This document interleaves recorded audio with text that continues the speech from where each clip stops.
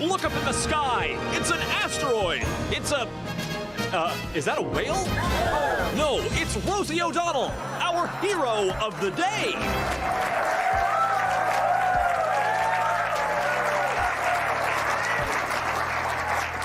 Wherever Rosie O'Donnell's gone, she's probably eating a leprechaun. Rosie O'Donnell just marched straight into another verbal firing squad this time. Courtesy of GregGutfeld and Megyn Kelly, they didn't just roast her. They incinerated her with sarcasm and served it piping hot with a "you brought this on yourself" garnish. It's what happens when Rosie tries to show strength and instead faceplants into her own mess of bad opinions, the takedown cinematic. Grab your popcorn, this one hits harder than a Hollywood tantrum and is twice as fun, and wait until you hear what they said next. Hero of the day for leaving America if Trump won and relocating to Ireland, where she's still not funny. So many celebs say they're going to do it but never do, but does she have any regrets? I have no regrets. Not a day has gone by that I thought it was the wrong decision. I was welcomed with open arms.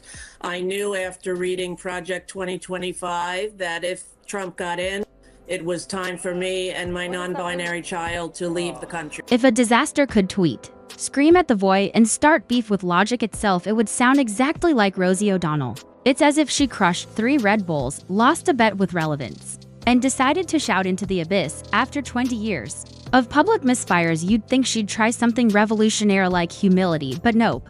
Rosie's doubling down like someone convinced volume equals truth and rage equals insight. See Miranda, the character played by Cynthia Nixon, who is so annoying, in bed with a virgin nun played by Rosie O'Donnell. I just threw up a little in my mouth. Go ahead, roll it. Are amazing. Oh, I have never experienced anything like that. Ew. that's a nice way to wake up. Oh, you are really, really something. And? Oh my God, yes. It felt so, I don't know, electric, and yet still so natural.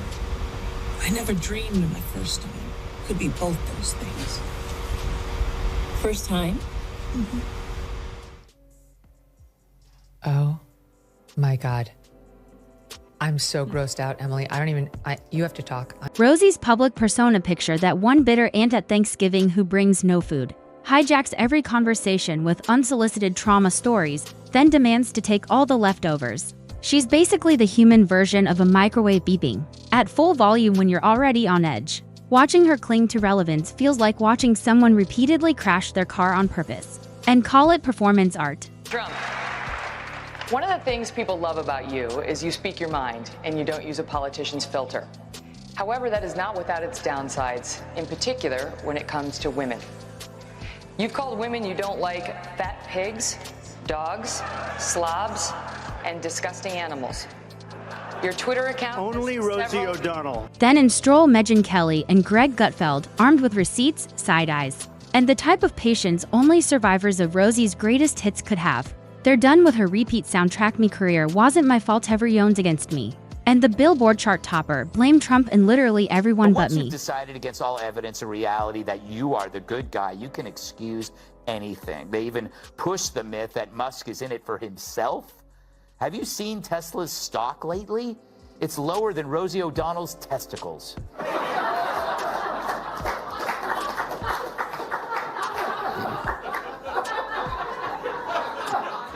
When Megyn Kelly strikes, it's not just a jab, it's a dismantling. She didn't see a comedian or a pundit in Rosie, she saw a walking cautionary tale in rubber clogs. Gutfeld, on the other hand, rolled in like a fed-up substitute teacher staring down the loudest kid in detention.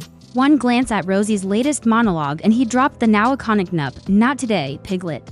That moment captured every American just trying to sip their morning coffee before Rosie logs on to ruin it. Her run on The View wasn't a talk show, it was a hostage crisis in real time, led by someone who confused volume with validation and thought her diary entries counted as journalism. Hey, apparently America couldn't be happier, but like I said, she's our hero of the day for doing what so many other celebs don't have the guts to do. Wow, first Ellen, now Rosie. Makes you wonder what lesbian will leave next.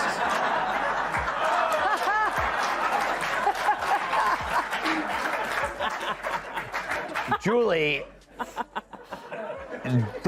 she seems miserable, and it doesn't really matter where she goes.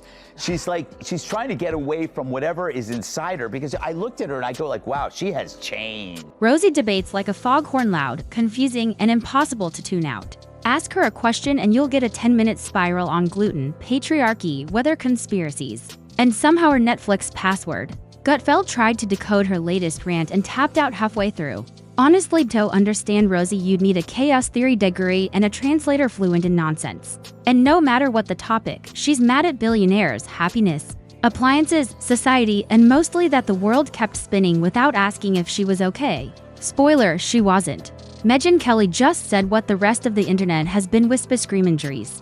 Please, for the love of dignity, stop. The meltdown isn't a movement. Exhibit A, here is Rosie O'Donnell bitching and moaning about her favorite person, Donald Trump. I think this is before she moved. I can't keep track of where she's living in the world to avoid him. Watch. Well, hey, everybody, it's Friday all day, as my Nana would say. And look what I have on my lip. Everybody's been saying, you have herpes all this time, and I never had a cold sore in my life. And now I have a cold sore. And it makes me think that perhaps this weird pimple that had a tiny little head was a cold sore too. And so I talked to my doctor today, and I did a video telehealth, and they said that it's not a cold sore, it's some reaction to the... And really, what is Rosie even famous for these days? Name a project she's done. That wasn't a grainy Instagram rant filmed like a horror movie trailer with nickel energy. Her main gig now seems to be shouting at clouds in a Clarence Sieben hoodie. As for acting, she played herself in every role, allowed, agitated, and allergic to nuance. If typecasting was a sport, she'd have a trophy engraved, most likely to yell in every scene. Her social media, it's like feeding a drama queen into a blender, tossing in politics, old Facebook vibes, and pure chaos. Reading her posts feels like watching someone perform open heart surgery on their own reputation with a spoon. It's the same thing with Rosie. You know why she's leaving, right? We know why she's leaving. It's literally an ego trip. Once nobody likes you, you just leave. So when are you leaving, Jesse? It's such mundane commentary. Oh, we agree. You're so enlightened. Oh, I agree with her. Oh, shut up. She's lying to you. She's not leaving because you're... By the way, if you keep your home in America, you're... Every time Rosie gets ratioed online, she wears it like a trophy, like digital humiliation is some kind of activist resume. No, Rosie. Getting roasted on Twitter isn't bravery, it's just what happens when you keep logging on uninvited. Gutfeld compared her hot takes to fortune cookies from a dive bar, cryptic, greasy, and ultimately disappointing. Interacting with her posts, he said, feels like being trapped in a group chat with a drunken raccoon who just discovered Wikipedia. Meanwhile, MegynKelly went full scorched earth, unearthing Rosie's career missteps like an archaeologist sifting through fossils of bad sitcoms and even worse opinions. It felt like a courtroom drama where Rosie was both defendant and her own worst witness. She once said she was misunderstood, but Rosie, misunderstood is when people mistake your silence for arrogancy or about as misunderstood as a foghorn in a monastery. The truth isn't that we don't understand Rosie O'Donnell, it's that we don't deeply regret it. Remember her attempt to rebrand as a mental health advocate? Bold move, considering her main strategy is public meltdowns followed by yelling, "Take me seriously." That's like a tornado demanding a seat on the Weather Channel. Rosie O'Donnell told CNN it's heartbreaking to watch Donald Trump destroy the country from her new home of Ireland. Meanwhile, Ireland told CNN it's heartbreaking that there's not enough Guinness to make Rosie O'Donnell look pretty. Gutfeld didn't hold back, liken Rosie's logic to a broken Roomba, constantly bumping into reality, spinning in circles, making noise, and somehow thinking it's changing the world. Her takes, recycled Facebook memes dipped in ego, microwaved in delusion. Then came the pity play, Rosie claiming the world's been too hard on her. MegynKelly blinked 3 times before calmly replaying, "Rosie, hush. The world gave you a talk show, a comedy career. Broadwand, you gave it all back wrapped in a therapy session disguised as television." Rosie treats interviews like confessionals, but instead of owning anything, she indicts the universe and cries over her crunchy salad. Every single time, she lands on, "You don't know what I've been through," and honestly we don't. Because the story changes every 5 minutes, and of course others her lifelong feud with Trump. While the rest of America moved on, paid rent, and took up yoga, Rosie clung to a 2006 insult like it was her Hogwarts acceptance letter. Even Megyn, who's no stranger to drama, said therapy should have kicked in years ago. Instead, Rosie built an emotional airbin in that feud and refuses to check out. O'Donnell apologized to Ireland's Prime Minister for overshadowing his visit to the White House. She also apologized for overshadowing the Western Hemisphere. That's a fat joke. So currently, the Democrat Party's brand is about as appealing as Rosie O'Donnell river dancing in a thong. It's so bad even Bill Maher doesn't think we'll ever see a Democrat president. Gutfeld quipped that Rosie must start each day spinning a giant wheel of outrage, and whoever's successful that morning becomes the target. She's become the poster child for what happens when unchecked ego collides with a shrinking audience. And way too much free time. Her stand-up these days less comedy, more motivational speech by a gym teacher who was fired mid-monologue. Every punchline is a sob story with a nervous laugh track. It's like watching a clown cry in slow motion while holding a sign, "Please laugh, I'm still famous." As for why Rosie doesn't do stand-up anymore, probably because being booed for 45 minutes straight doesn't count as cardio. Even Megyn joked that Rosie's entire acting range could be replaced by a sock puppet with abandonment issues, the only role she's nailed. Ladylunhinged woman yelling at baristas over oat milk. And let's not forget her failed stab at political commentary. Everybody wanted Donald to see Trump that. would never inflict herpes on Rosie O'Donnell. I think he's made that very clear. Since Eliana refuses to play, Emily, I've got another soundbite for you. I didn't even know Sex and the City was back on the air. I saw it when you were It's happening. You have to react When live Steve to the said the herpes. I'm topic. sorry. And I was like, oh, you know what? The culture stuff, that's Emily's ballywick anyway. Here we like, go. yeah. Here we go. Here's another beauty. This is Rosie in another scene singing to Miranda. Enjoy. Because I knew you. Because I knew you. I have been changed for good. That's from Wicked. I take Eric. Go ahead. Some comedy, finally.